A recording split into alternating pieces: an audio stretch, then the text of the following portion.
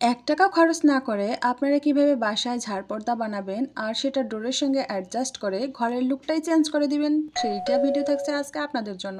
Hello everyone, আসসালামু আলাইকুম, welcome back to my channel Sadika's blog and cooking. আশা করি সবাই ভালো আছেন।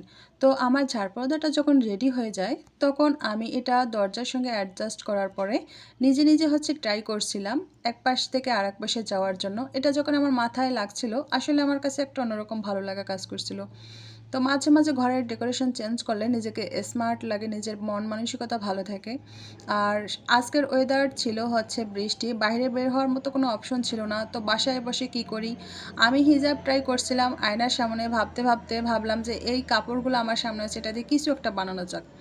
তো দেখতে পাচ্ছেন অনেকগুলা কাপড়। তো আমি সেলাই কাজ টুকটাক পারি, আসলে করতে ভালো লাগে শখের বশে। তো আমার কাছে যখন কাপড় আসে, ছাট কাপড়, নতুন গজ কাপড়ের ছাট কাপড়গুলো, ওগুলো আমি রেখে দেই আমার কালেকশনে, কখনটা কোন কাজে লাগে। অনেক সময় দেখা যায় যে খুব একটা প্ল্যান ছাড়াই অনেক সুন্দর একটা জিনিস বানিয়ে ফেলা যায়। তো এই যে দেখতে পাচ্ছেন একটা জর্জেট কাপড়, এটা একটা আমার ওড়না ছিল, এটা নতুন, এটা আমি ইউজ করি না। তো এগুলো ছোটো গোল গোল করে কেটে এর ভিতরে সাদা অন্য একটা পুরানা শার্ট ছিল, সেগুলো আমি কেটে নিয়েছি। নেওয়ার পরে ভিতরে যে টোপলা পুটলির মতো এগুলো বানিয়ে নিয়েছি অনেকগুলো। আমার কাছে এখানে মনে হয় 40টার মতো পুটলি বানাতে হয়েছে। আর যেহেতু এটা একটা দরজার জন্য আমি বানাচ্ছি, তো এটা ভি টাইপের করব। আর এই যে দেখতে পাচ্ছেন বন্দুকের মতো, এটা গ্লুগাম, এর ভিতরে গ্লু স্টিক দিয়ে কারেন্টের সাহায্যে গলিয়ে সেটাকে আটকানো যায়, গয়নার কাজেও ব্যবহার করা যায়।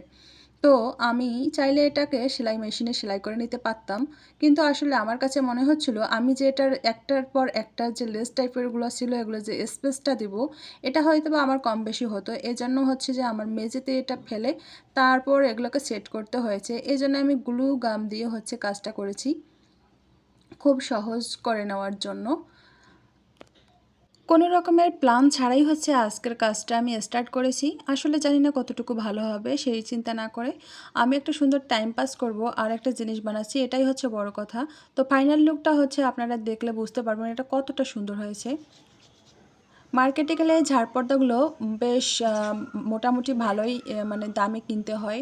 আর যেগুলো স্টোন দিয়ে থাকে সেগুলোর একটু বেশিই দাম, মোটামুটি বলতে গেলে ভালোই দাম। আর এগুলো বানাতে খুব একটা মানে কঠিন কোনো কিছুই না, কাজ জানলে করা যায়।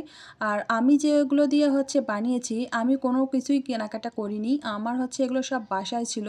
এই যে উপরে যে আমি কাপড়টা দিয়েছি সেটাও আমার বাসায় ছিল। আগে কাজ করেছিলাম, তার একটু টুকরোগুলো রেখে দিয়েছিলাম, সেগুলো আমি এই কাজে লাগিয়েছি। আসলে এটা আমার কাছে অনেক ভালো লেগেছে।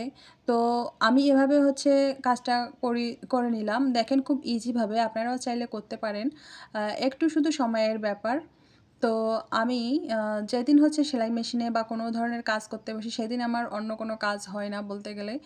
সারাদিনে যে আমি সেটাই নিয়ে পড়ে থাকি। আমার এটা একটা বদভ্যাস বলা যায়। মানে একটা কাজ ধরলে সেটাকে কমপ্লিট না করা পর্যন্ত আমার মনে হয় যেন খিদা লাগলেও খাই না, এরকম একটা অবস্থায়। তো আপনাদের কার কাছে এটা কেমন লেগেছে কমেন্ট করে জানাবেন। আমার কাছে কিন্তু খুব ভালো লেগেছে। আর এটা ইউনিকও হয়েছে, বাসায় যেহেতু নিজে বানানো, এটা কোনো মার্কেটে পাওয়া যাবে না। আপনারা চাইলে বাসায় খুব সহজেই বানিয়ে নিতে পারেন। আর আমি যে পুটলিগুলো বানিয়েছিলাম, প্রথমে ওগুলো সুতা দিয়ে পেঁচিয়ে নিয়েছিলাম যাতে খুলে না যায়। তারপরে গ্লু স্টিক দিয়ে সেগুলোকে লাগিয়ে নিয়েছি। তারপরে যখন ওর মাথাগুলো লেজের ফিতাগুলোর যখন মাথাগুলো একসঙ্গে অ্যাডজাস্ট করছিলাম, তার উপর দিয়ে একটা কাপড় লাগিয়েছিলাম, তার উপরে নেট কাপড়টা আটকে দিয়েছি, সেটাও সেলাই করে দিয়েছি। তো দেখেন এই যে ফাইনাল লুকটা। আর আজকে ওয়েদার বৃষ্টি ছিল, বৃষ্টিতে বাইরে বের হওয়া যাচ্ছিল না।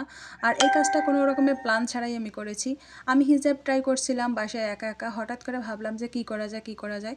আসলে প্ল্যান ছাড়া কাজগুলো খুব একটা যদিও ভালো হয় না, তারপরেও আমার মোটামুটি ভালো হয় আলহামদুলিল্লাহ।